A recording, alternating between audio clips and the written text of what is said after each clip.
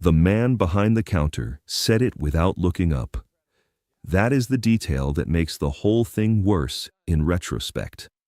Not the words themselves, the words were dismissive enough on their own, but the not looking up. The specific quality of a dismissal delivered to the top of someone's head while the speaker continues doing whatever they were doing before the interruption, which is the dismissal that contains the most information. Not just, "You cannot afford this," but also, "I have already decided what you are, and I do not need to look at you to confirm it." The assessment has been made. The conversation is over before it began. Please leave the space that the price tag on the wall has indicated is not for you.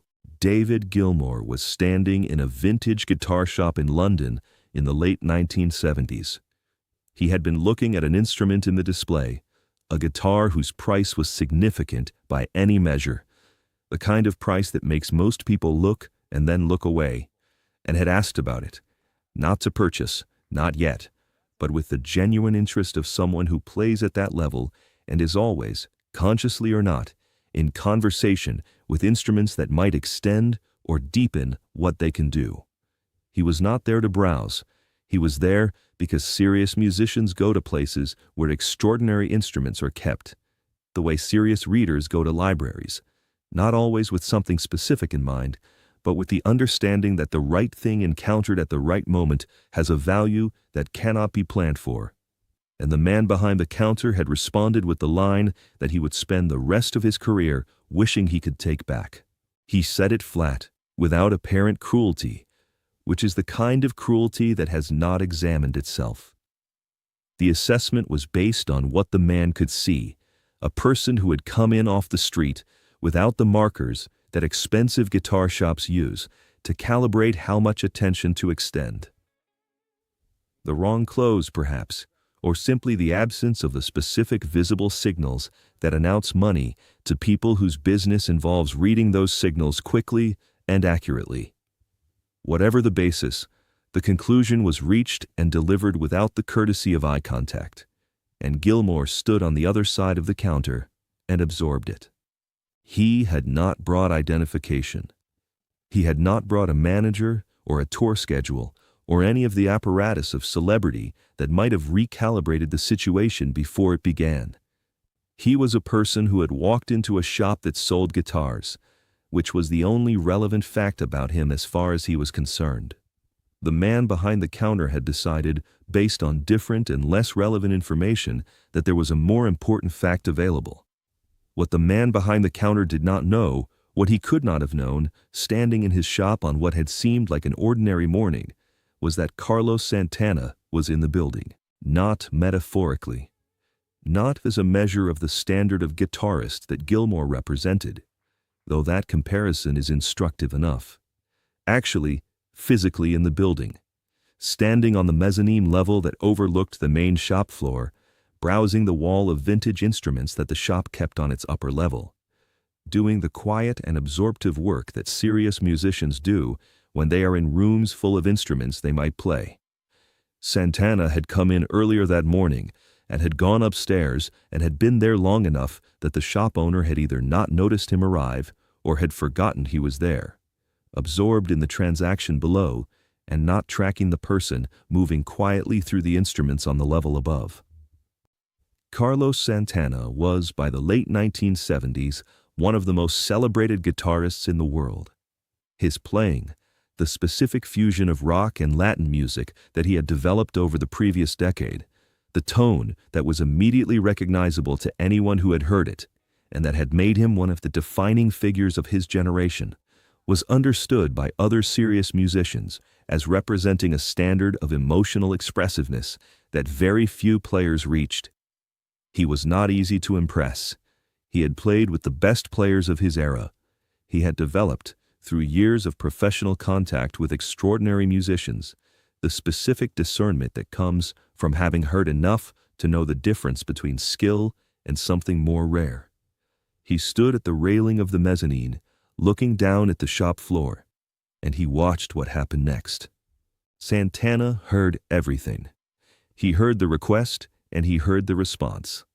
He heard the flat certainty of the dismissal and the specific quality of the silence that followed it, which is the silence of a person deciding, in the few seconds available to that decision, whether to correct the situation or let it pass. And then he heard what happened after the silence. What happened next was not dramatic. It was not the dramatic that the situation seemed to call for, not the correction of the record or the establishment of credentials or the deployment of the evidence that would have instantly transformed the dynamic. Gilmour had been playing guitar for 15 years by this point. He had recorded albums that millions of people had heard and that were still selling. He had produced solos that musicians were already studying and analyzing and attempting to replicate. He had, in other words, more than enough available with which to respond. He chose not to respond with any of it. He asked, quietly, if he could play it anyway. The shop owner, perhaps responding to something in the quality of the request itself, some quality of genuine interest and seriousness that distinguished it from ordinary browsing, agreed. And Gilmour picked up the guitar. To understand what happened when he played, you have to understand something about the specific quality that David Gilmour brings to an instrument when he is not performing for anyone. When there is no audience and no expectation and no occasion that frames the playing as something other than simply playing. There is a version of Gilmour's playing that the world knows, the recorded solos, the stadium concerts, the specific and elaborately produced musical events in which his guitar is one element of a very large and carefully constructed whole. And there is another version that exists before and after and underneath all of that, the private version, the version that has been present since Cambridge, since the first guitar and the first hours of solitary practice, the version that does not know it is being heard, and therefore plays with a completeness of attention that the awareness of being heard sometimes disrupts. The difference between those two versions is not a difference in quality. Both are extraordinary. It is a difference in character. The version played for audiences has the specific quality of a musician who is aware of the people receiving the music, and who is, in some sense, directing the music toward them, choosing what to offer and how to offer it. The private version has the specific quality of a musician who is not directing anything, but simply playing, following wherever the instrument leads, without the managing intelligence that public performance requires. The private version is more naked, more direct. It is the playing of someone who has forgotten, briefly, that being heard is a possibility, and in that forgetting, arrived somewhere that the managed version cannot quite reach. In the shop that morning, with nothing to prove and nothing to perform, with a man who had already dismissed him, looking on from behind a counter, Gilmour played the private version, not because he decided to, because he picked up the guitar and the guitar was extraordinary, and the natural response to an extraordinary guitar, for a person who has spent 30 years learning how to listen to what an instrument offers, is simply to play honestly and follow where it leads. What happened when he played is, according to Carlos Santana, who described it in an interview some years later, in terms that were specific and unsentimental, and completely without the exaggeration that anecdotes about famous musicians tend to accumulate. One of the more significant musical moments he witnessed in a career that had given him ample occasion for significant musical moments. He said that the first chord was enough, that the first chord contained everything, the tone, the patience, the specific quality of emotional presence that distinguished Gilmour's playing from other guitarists playing the same notes on the same instrument. That the first chord made the shop go quiet in the way rooms go quiet when something is happening that demands complete attention from everyone in them, regardless of what they came in for and regardless of what they were doing before the sound arrived. Santana came down from the mezzanine. He came down the stairs and stood near the back of the shop and listened without announcing himself. The shop owner, whose understanding of the situation had been undergoing a rapid and uncomfortable transformation from the moment the first notes reached him, was standing behind his counter with the particular stillness of a person who has realized they have made a serious error and is processing what that realization means in real time. Other people in the shop had stopped moving. The music continued. Gilmour played for several minutes. Not as a demonstration. He is not a person who plays for demonstrations, who uses his playing as proof of something, or reaches for the technically impressive when the emotionally true is available. He played the way he always plays, with the complete and patient commitment of someone in genuine conversation with an instrument, rather than performing that conversation for the room. The guitar he was holding was extraordinary. The vintage instruments that reach that price do so because they have qualities that modern production cannot replicate. The specific resonance and response that develops in an instrument across decades of use and time, and the extraordinary quality of the instrument in the hands of someone who understood what it was offering, produced something that the shop, on its ordinary Tuesday morning, had not been designed to contain. The shop owner had stopped whatever he had been doing. He was standing behind his counter with the particular stillness of a person who has realized they have made a serious error and is processing what that realization means in real time. Not the kind of error that can be walked back with an explanation or a correction, the kind of error that has already happened and whose consequences are fully present in the room, audible in the music coming from the instrument that he had suggested the person playing it could not afford. Other customers in the shop had stopped moving. The shop, which had been occupied with the ordinary activities of a shop, browsing, assessing, the quiet commerce of enthusiasts and collectors, had gone still. The music continued, and the music, in the specific silence that the shop had created around it, became the only thing happening in the room.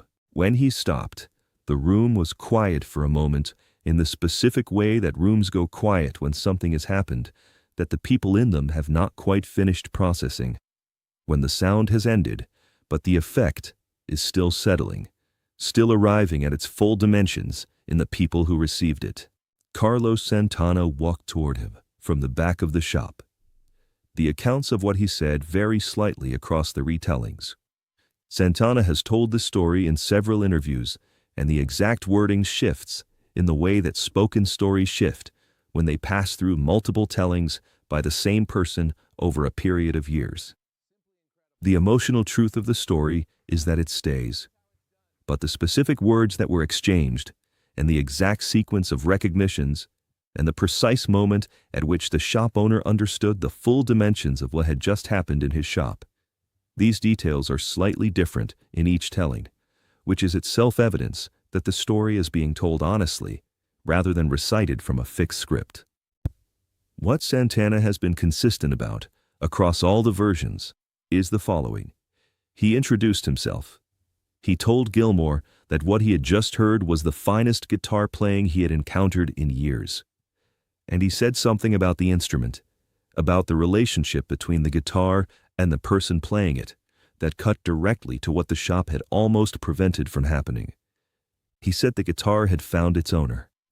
He said the room knew it, which was something the room clearly did know, and that the room had known it from the first chord, which was also clearly true, and that whatever the price was, it was irrelevant to the question of who the guitar belonged with, because that question had been answered by the playing and could not be answered by anything else.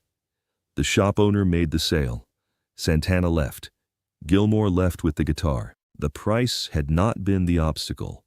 The assumption had been the obstacle. And the assumption had been dismantled, not by argument or anger, not by saying who he was or how many people had heard him play, but by a few minutes of honest playing in a quiet room.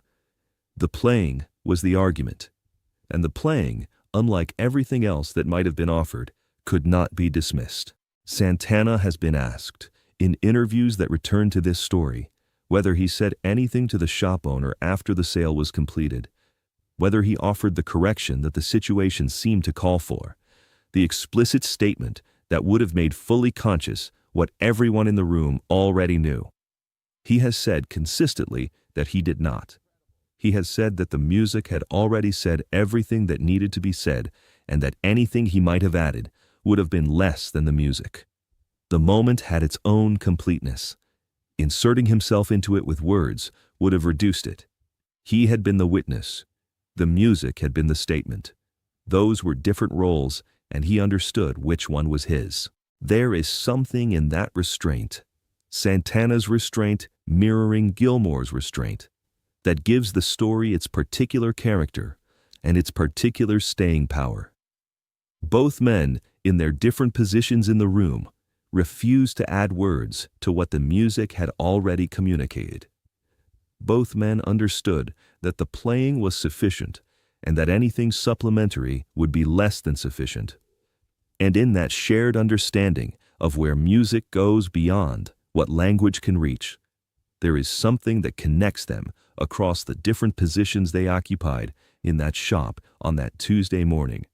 The person playing, the person witnessing, more precisely than any formal acknowledgement might have done. The guitar went home with Gilmour. The story stayed in the shop and then moved out of it, carried by the people who were there, into the larger world where stories travel when they contain something true. Santana has been telling it for decades. He tells it not as a story about himself. He is clear about the fact that he was there by accident, that the story belongs to the music and to the person who played it, but as a story about the specific and unconditional nature of musical truth. That it cannot be dismissed before it has been heard. That it cannot be assessed by anything other than itself.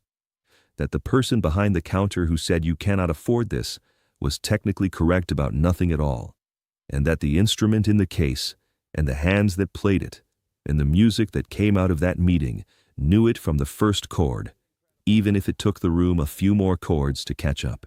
There is a version of this story that focuses on the shop owner and his error, and what that error cost him in the moment he understood its full dimensions. The specific quality of discomfort that arrives when you realize you have dismissed someone in front of witnesses who understand exactly what you have dismissed. But that is not the interesting version. The interesting version is about what Gilmour did with those 10 seconds. The choice he made about how to respond to being told he did not belong in the space he was standing in. He did not defend his belonging with words or credentials or history. He did not invoke his catalog or the names of the albums that millions of people had heard. He demonstrated his belonging with the only thing that could demonstrate it completely and without argument, the playing itself. He picked up the guitar. He played honestly, without performance, without any of the managing intelligence that fame sometimes installs in a musician. And what came out of that honest playing in a quiet shop on an ordinary morning was a statement that the room understood immediately and completely, and that no dismissal, however confidently delivered, could have anticipated or prevented.